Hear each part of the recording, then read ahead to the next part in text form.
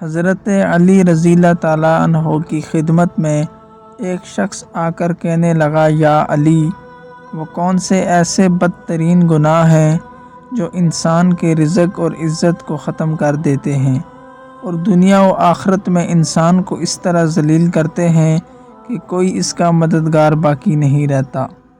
بس جیسے ہی یہ پوچھا گیا تو حضرت علی رضی اللہ تعالیٰ عنہ نے ارشاد فرمایا، اے شخص، میں نے اللہ کے رسول سے سنا کہ 7 گناہ ایسے ہیں جو انسان کی دنیا اور آخرت کو برباد کر دیتے ہیں۔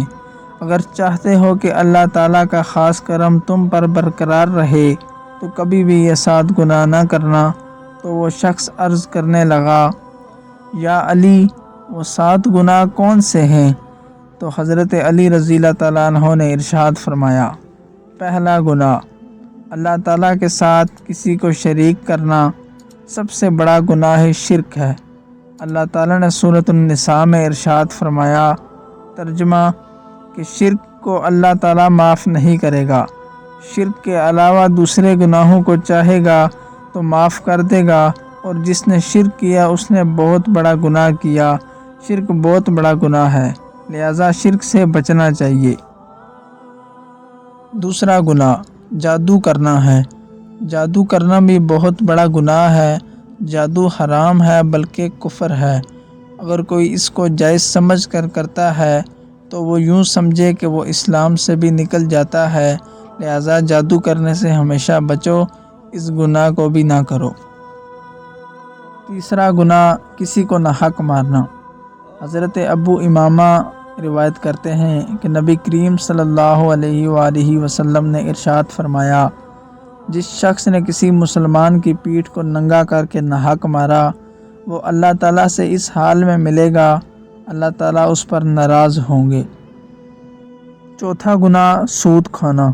قرآن پاک میں اللہ تعالیٰ فرماتا ہے، جو لوگ سود کھاتے ہیں تو کل قیامت کے دن قبروں میں اس شخص کی طرح اٹھیں گے جیسے کسی کو جن بوت نے لپٹ کر پاگل بنا دیا ہو۔ پانچواں گناہ یتیم کا مال ہڑپ کر جانا۔ کسی کا حق نہ مارو کیونکہ اللہ تعالیٰ کا انصاف بہت سخت ہے، لہٰذا کسی یتیم کا مال کبھی بھی ہڑپ نہ کرنا۔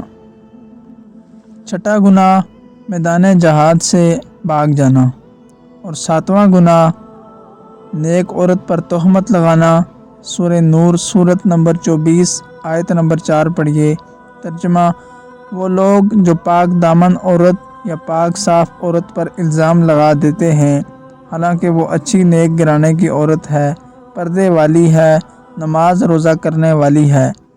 قرآن پاک کہتا ہے، جو اپنی زبان کھولیں گے الزام لگانے کے لیے، اگر ان سے گواہی مانگی گئی اور مانگی جائے گی۔